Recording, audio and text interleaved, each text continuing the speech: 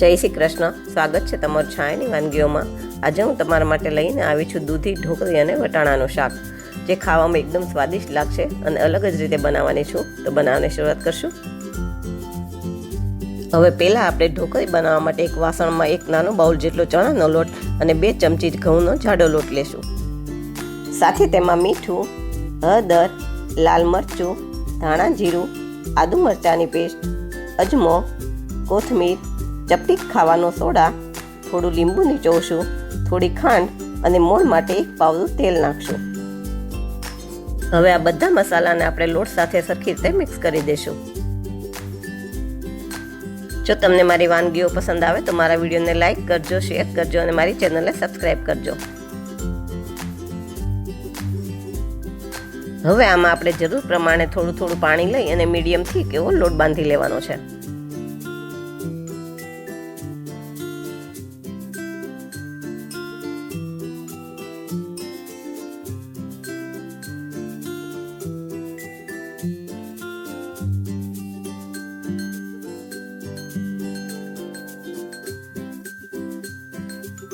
હવે આપણો લોટ સરસ બંધાઈ ગયો છે, તો આમાંથી થોડોક લોટ લેશું અને બંને હાથે લુવા જેવું ગોળ કરી અને આંગળીથી ગોળ દબાવી અને આવી રીતે ફેલાવી દઈશું અને આવી જ રીતે આપણે બધી ઢોકળી તૈયાર કરી દઈશું.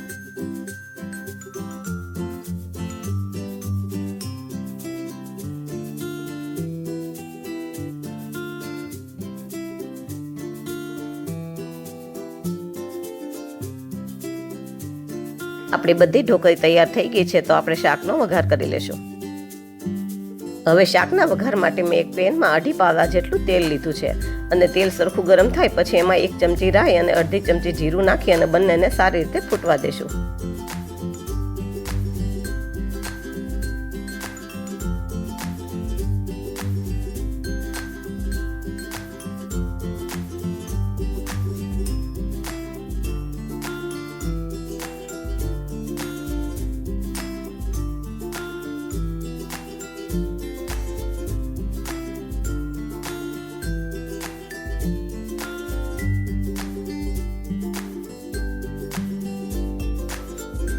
હવે આમાં 2 તમાલપત્ર, 2-3 લવિંગ, 2 તજના ટુકડા, 1 ચમચી જેટલી આદુ મરચાંની પેસ્ટ, 8-10 કળી જેટલા લસણના કટકા કરીને લીધા છે એ નાખશું અને 1 મોટી ડુંગળી મેં સુધારીને લીધી છે એ નાખી દઈશું.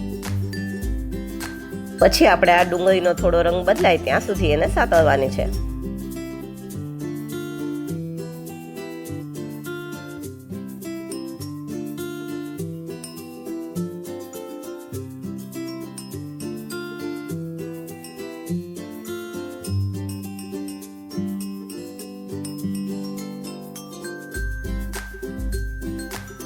હવે તમે જોઈ શકો છો આપણી ડુંગળીનો કલર બદલાઈ ગયો છે. તો હવે આપણે એમાં 2 ટમેટાની પ્યુરી મેં કરીને લીધી છે એ નાખી દઈશું અને ટમેટા જલ્દી ચડી જાય એટલા માટે 1 ચમચી મીઠું અને 1/2 ચમચી હળદર નાખી દઈશું. હવે આ ટમેટાની પ્યુરીમાંથી તેલ છૂટું પડે ત્યાં સુધી એને ચડવા દઈશું.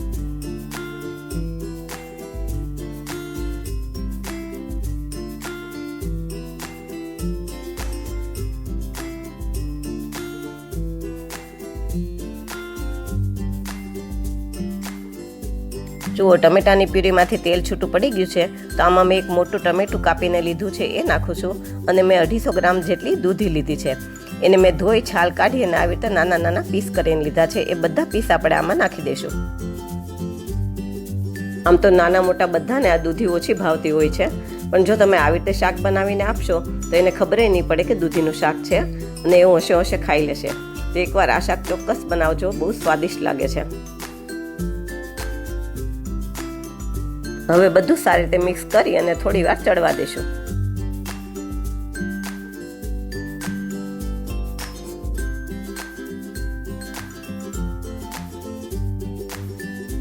હવે મેં આમાં 1 ચમચી જેટલું લસણ વાળું મરચું કરીને લીધું છે એ નાખી દઈશું અને 1 ચમચી ધાણા જીરું નાખી દઈશું. હવે આ મસાલાને પણ આપણે સરખી રીતે મિક્સ કરી દઈશું.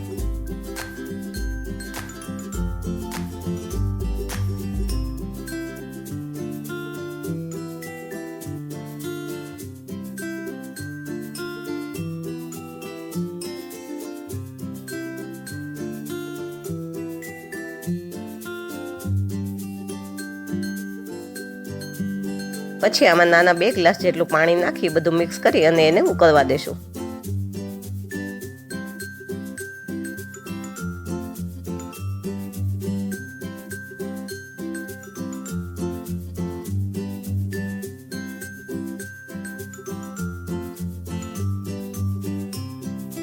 હવે આપણો રસો ઉકળી ગયો છે તો એમાં મેં 1 બાઉલ જેટલા ફ્રેશ વટાણા લીધા છે એ નાખી દેશું અને થોડું હલાવી લેશું, કેમ કે આમાં આપણે ઢોકળી નાખશું પછી આપણે હલાવી નહીં શકાય. જો પછી આપણે હલાવશું તો આપણી ઢોકળી ભાંગી જશે, એટલા માટે.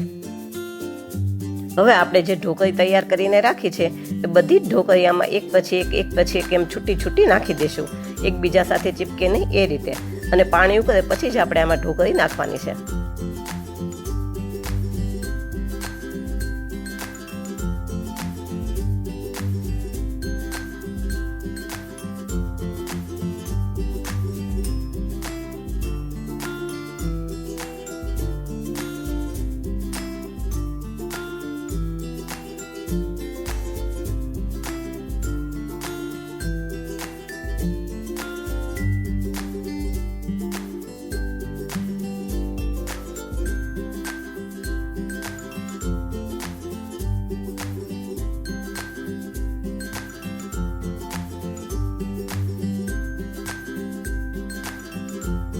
હવે આમાં આપણે બધી જ ઢોકળી છૂટી છૂટી નાખી દીધી છે તો આપણે ખાલી હવે હાથે એને થોડીક જ હલાવી લેશું.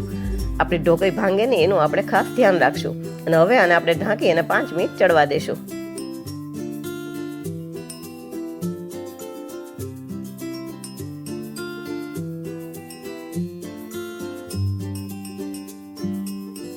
હવે 5 મિનિટ પછી આપણે ચેક કરી લઈએ કે આપણી ઢોકળી ચડી ગઈ છે કે નહીં. તો આવી રીતે ચમચામાં એક ઢોકળી લઈ અને ચાકુથી આવી રીતે કાપી જોવાની. તો આપણી ઢોકળી બરાબર ચડી ગઈ છે.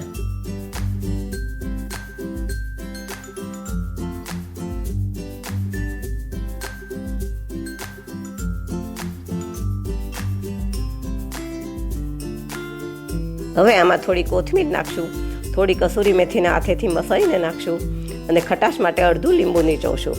હવે લીંબુની ખટાશને બેલેન્સ કરવા આપણે અડધી ચમચી જેટલી ખાંડ નાખશું અને આ બધા મસાલાને પણ સરખી રીતે મિક્સ કરી દઈશું.